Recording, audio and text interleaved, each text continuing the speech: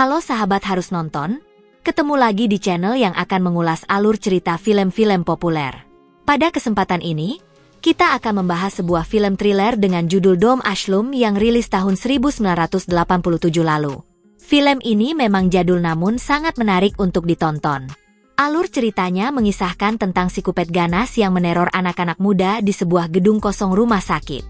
Oke teman-teman, tanpa banyak kata sebagai pembuka langsung saja kita putar intronya.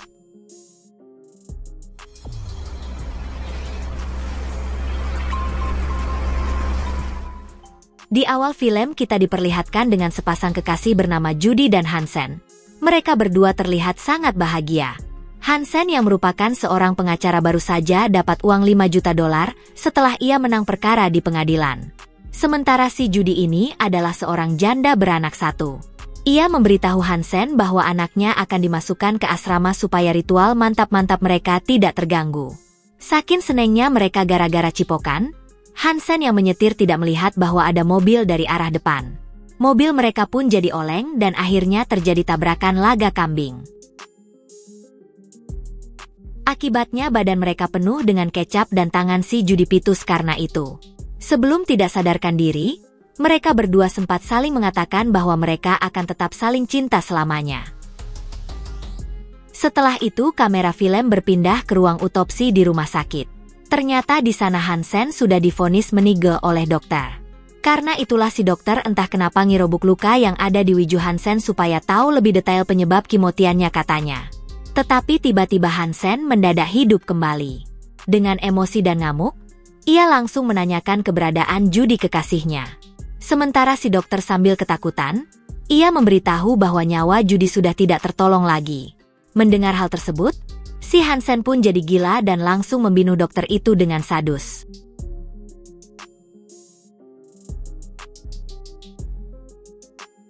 Kamera film pun tiba-tiba lompat ke 10 tahun kemudian.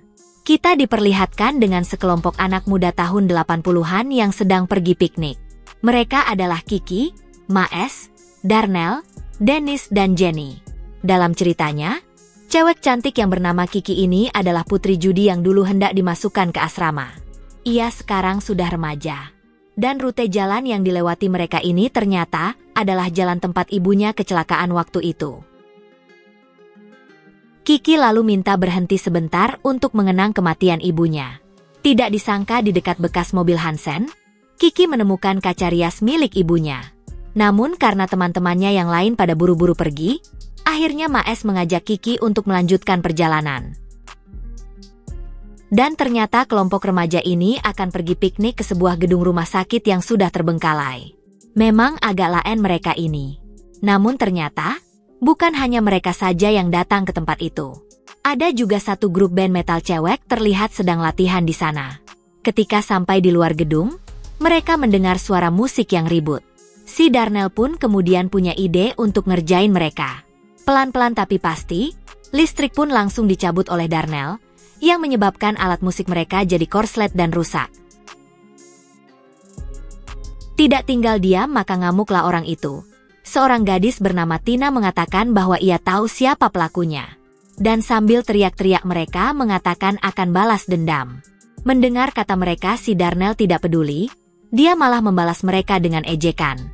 Tetapi setelah mengetahui di situ ada cewek cantik ia mendadak terpesona. Gadis yang bernama Rapunzel itu juga terpesona melihat Darnell. Setelah itu kita diperlihatkan kembali dengan psikopat di film ini. Rupanya setelah Hansen membunuh semua dokter, rumah sakit di tempatnya itu menjadi bangkrut dan kosong. Sementara dirinya malih rupa menjadi psikopat dan berhasil kabur dari kejaran polisi. Kita lanjut, diperlihatkan Kiki dan Jenny sedang berjemur menggunakan baju pantai. Psikopat yang sedang ngintip pun akhirnya tertarik pada Kiki. Selanjutnya di rooftop, Tina dan seorang gadis bernama Godiva sedang menyiapkan senjata balas dendam memakai balon kondom. Ketika sudah siap balon itu pun langsung dilempar ke arah Kiki dan teman-temannya. Mendapat serangan mendadak seperti itu tentu saja membuat mereka jadi panik kocar-kacir. Melihat itu si Tina senang sekali karena sudah berhasil melakukan balas dendamnya. Tidak tinggal dia Maes pun ingin mendatangi mereka. Tapi Darnell mengatakan bahwa biar dia saja yang pergi ke sana. Dari mukanya saja nampak sekali si Darnell ini sedang ingin bercocok tanam. Tidak ingin berlama-lama, Darnell pun langsung bergegas masuk ke dalam rumah sakit. Namun ketika hendak sampai di lantai atas, tiba-tiba saja kelapanya dijepit dengan pencapit besi oleh si Kupet. Si Darnell pun langsung meninggal di tempat itu. Dari sinilah si Kupet mulai meneror mereka satu persatu. Lalu selanjutnya giliran si Godiva. Ketika ia sedang milok tulisan anak metal di kamar mandi, tiba-tiba lehernya dicikek dan kelapanya dicelupkan ke air keras. Tidak sampai hitungan menit si Godiva ini pun juga meninggal. Dan karena si Darnell sudah lama sekali di dalam, teman-temannya pun berpikir jangan-jangan ada sesuatu yang terjadi. Akhirnya Maes pun pergi menyusulnya. Dan ternyata rumah sakit itu memiliki banyak sekali lorong yang tidak jelas. Karena itulah si Maes agak bingung mencari jalan naik ke rooftop. Kamera lalu memperlihatkan kelakuan Dennis. Ia sangat suka mengoleksi kartu baseball. Lalu tiba-tiba saja ada angin kencang yang membuat kartu favoritnya terbang begitu saja. Ia pun langsung mengejar dan mengikuti kemana arah kartunya melayang. Dan tidak disangka ia telah masuk ke ruang belakang gedung. Ketika sedang mencari, tiba-tiba saja si Kupet muncul lagi. Tidak banyak cincong kelapanya pun langsung dijebol dengan bor mesin. Setelah itu, si Kupet ini kemudian masuk ke ruangan rahasia. Di sana kita diperlihatkan bahwa tangan judi yang putih waktu itu ternyata masih ia simpan. Dan gara-gara ia melihat wajah si Kiki yang mirip sekali dengan kekasihnya yaitu Judy, dia jadi ingin menculik gadis itu supaya bisa hidup bersamanya di gedung tersebut. Setelah nyari ke sana kemari, akhirnya Maes pun berhasil sampai di rooftop. Ketika itu ia langsung menuduh bahwa grup si Godiva itu telah menahan si Darnell temannya. Mendengar tuduhan itu si Tina tidak terima. Akhirnya baku hantam pun terjadi di antara mereka. Sementara si Rapunzel, ketika mendengar bahwa pria idamannya sedang mencari dia, Rapunzel langsung bergegas untuk mencari keberadaan Darnell laki-laki pujaannya itu. Gentleman juga si Maes ini, meskipun ia bolak-balik kena tepuk, bahkan sampai telurnya pun juga ikut ditepuk-tepuk oleh Tina, ia sama sekali tidak melawan. Tetapi karena itu juga yang membuat ia hampir terjatuh dari atas rooftop. Dari tempat berjemur, Jenny dan Kiki terkejut melihat Maes yang ternyata sudah nyangkut di pinggir rooftop. Mereka pun segera masuk ke dalam gedung untuk menolong Maes. Kita diperlihatkan lagi dengan Rapunzel. Ketika ia masuk ke kamar mandi, ia berteriak menjerit melihat kelapa tengkorok yang digantung di situ. Sementara Maes mengira bahwa itu adalah jeritan Kiki pacarnya. Karena itulah ia pun mendadak bisa manjat dan lompat dari situ. Setelah menjerit ketakutan, si Kupet pun mendadak muncul dari belakang. Ia mencakik leher wanita itu menggunakan stetoskop, maka langsung tamatlah riwayat Rapunzel. Maes akhirnya berhasil bertemu dengan kedua gadis ini. Di mana setelah kehilangan Darnell dan Dennis, mereka baru sadar bahwa ada yang tidak beres di gedung tersebut. Lalu tiba-tiba terdengar suara aneh. Jenny mengatakan bahwa itu pasti ulah si Tina dan kawan-kawannya yang mau ngeperan mereka. Karena itulah ia terlihat sok berani. Ia menyuruh Maes dan Kiki menunggu di situ sementara dirinya akan mencari sumber suara tersebut. Ketika sedang mencari, si Jenny malah bertemu dengan si Kupet.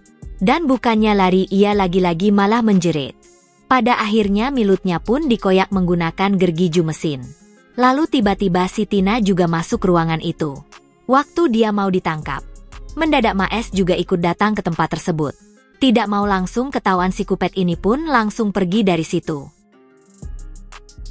Si Maes yang melihat Jenny sudah kode mengenaskan, tentu saja dia jadi emosi dan mau ngamuk pada Tina. Karena ia mengira si Tina lah pelakunya. Namun tiba-tiba terdengar suara jeritan si Kiki. Maes pun cepat-cepat pergi ke sumber suara itu karena ia tidak mau pacarnya kenapa-napa. Di sana si Kiki melihat mayat Darnell yang ada di dalam bathtub. Ia jadi panik ketakutan sampai kepala Maes pun dianto-antokan ke pintu. Cantik-cantik tapi agak lain tingkah laku si Kiki ini. Scene kemudian mengarah ke tempat lain. Si Tina pun juga terkejut melihat mayat kawannya di kamar mandi. Karena itulah sekarang mereka saling salah paham satu sama lain. Mereka bertiga belum mengetahui bahwa pelaku sebenarnya adalah si Kupet. Ketika mereka saling mencari satu sama lain, tiba-tiba aja si Kupet muncul dan langsung membius Maes. Dan karena si Kiki cuma bisa teriak-teriak saja, dia jadi gampang untuk ditangkap tanpa perlawanan. Di ruang otopsi, Badan Maes kemudian dipreteli sampai koid. Dan tidak disangka tiba-tiba si Tina datang ke ruangan tersebut. Setelah ia mengetahui bahwa si Kupet itu adalah pelaku yang sebenarnya, maka baku hantam pun langsung terjadi di antara mereka. Ternyata hebat juga si Tina ini, ia berhasil melawan dan membuat si Kupet kewalahan. Setelah si Kupet terlihat kelelahan, Tina pun langsung membuka ikatan Kiki dan mereka bergegas pergi dari sana. Tapi secara tidak sengaja si Tina malah menyenggol tombol mesin penggiling dagung, maka koidlah si Tina masuk ke dalamnya. Ketika itu si Kiki berusaha untuk mematikan mesin tersebut tetapi tidak berhasil. Dan tidak disangka si Kupet masih hidup. Melihat Kiki yang berusaha kabur, ia pun langsung mengejar Kiki. Dan ketika sudah tersudut si Kupet ini ngasih tahu bahwa Kiki sangat mirip dengan Judy kekasihnya yang dulu. Mendengar hal itu tentu saja Kiki cukup familiar dengan nama Judy. Dan ketika ia mau dicipok oleh si Kupet itu, ia pun sekeras tenaga langsung menunjang telur si Kupet. Pasti sakit sekali rasanya. Kiki kemudian kembali ke tempat berjemur tadi, ia sejenak berhenti lari. Namun karena kasihan melihat si Kupet yang mendadak menangisi selembar koran, dengan nekat ia memberanikan diri untuk mengecek. Di situ Kiki akhirnya tahu bahwa si Kupet itu adalah Hansen, pacar ibunya yang sudah menyebabkan ibunya tiwas. Melihat ada kesempatan untuk balas dendam, Kiki pun langsung mengambil kaca rias milik ibunya dan langsung diarahkan ke mitos si Kupet itu berkali-kali. Tamat juga riwayat si Kupet ini. Setelah itu dengan santainya Kiki berjalan pergi dari sana. Dan film agak lain ini pun berakhir. Teman-teman para sahabat harus nonton. Demikianlah alur cerita film thriller yang berjudul Dom Ashlum tahun 1987. Semoga kalian senang dan terhibur dengan film yang satu ini. Namun harus tetap diingat, semua ini hanyalah hiburan semata, jadi selalu buang sisi negatif dan ambil sisi positifnya. Sekian dan sampai ketemu lagi di video selanjutnya. So, stay tuned!